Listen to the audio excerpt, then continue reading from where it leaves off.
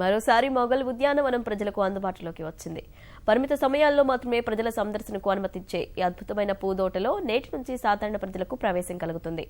రాష్ట్రపతి భవన్లో కొలువు తీరిన సువిశాల మొఘల్ గార్డెన్లోకి వచ్చే నెల 12 వరకు ప్రజల్ని అనుమతిస్తారు. రాష్ట్రపతి దంపతుల పేరుపై 2 సరికొత్త గులాబీలు ఈసారి ప్రత్యేక ఆకర్షణగా నిలవనున్నాయి.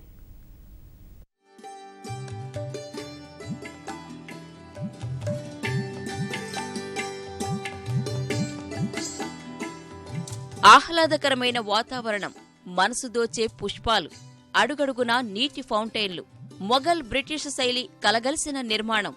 మొఘల్ గార్డెన్ గొప్పదనం గురించి చెప్పాలంటే ఈ మాటలు చాలవు, చూసి తరించాల్సిందే. దేశ ప్రథమ పౌరుడి నివాసంలో నిజంగా అందాల సుందరవనమే. ఈ అందాల ఉద్యానవనాన్ని చూసే పరిమిత కాలపు అవకాశం మరోసారి ప్రజలకు దక్కింది.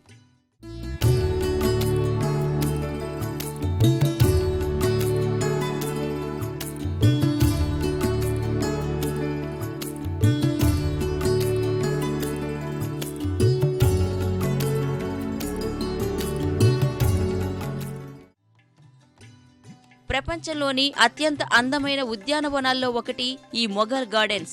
రాష్ట్రపతి నివాసంలో ప్రకృతి రమణీయతకు అద్దం పడుతూ 13 ఎకరాల సువిశాల స్థలంలో ఈ గార్డెన్ను ఏర్పాటు చేశారు. పూదోటలో తామరపూల ఆకారంలో అందమైన 6 ఫౌంటైన్లు ఉన్నాయి. దేని ప్రత్యేకత దానిది. 300 ఎకరాలున్న రాష్ట్రపతి భవన్ ప్రాంగణంలో 5000 చెట్లున్నాయి. దాదాపు 120 రకాల పూల మొక్కలు చూపరులకు కనువిందు చేస్తాయి.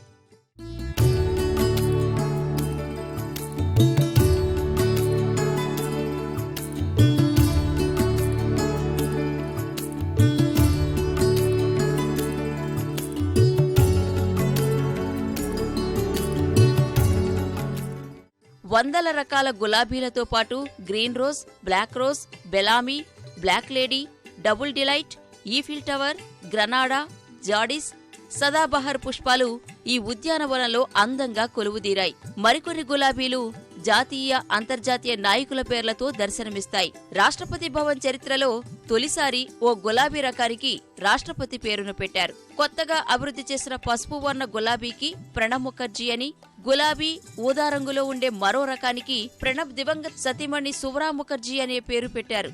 అయితే మొఘల్ గార్డెన్లో ఈ 2 పుష్పాలు ఇంకా విచ్చుకోలేదు. ప్రదర్శన ముగిసే సమయానికి ప్రజలను అవి ఆకర్షిస్తాయని భావిస్తున్నారు.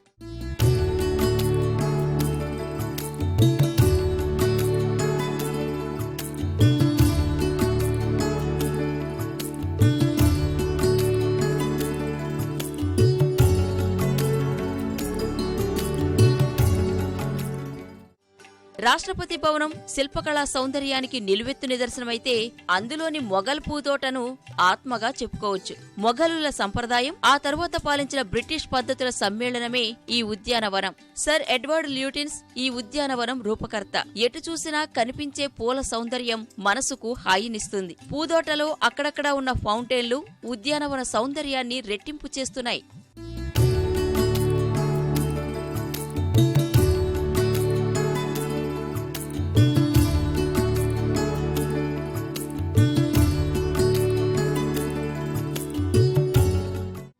జీవ వైవిధ్య, ఔషధ, ఆధ్యాత్మిక, బోన్సాయ్ పార్కులు కూడా ఇక్కడ చూడొచ్చు. ఇందులో సర్క్యులర్ గార్డెన్ ప్రత్యేకతను సంతరించుకుంది. స్థూలకాయం, చక్కెర వ్యాధి, క్యాన్సర్ను నివారించే మొక్కలు ఇక్కడ ఎక్కువగా కనిపిస్తాయి. బర్మహి, స్టీవియా, పావింకల్ తరహా విదేశీ మొక్కల్ని కూడా ఇక్కడ చూడొచ్చు. వివిధ మ్యూజికల్ ఫౌంటైన్లు కూడా వీక్షకులకు గిలిగింతలు పెడతాయి.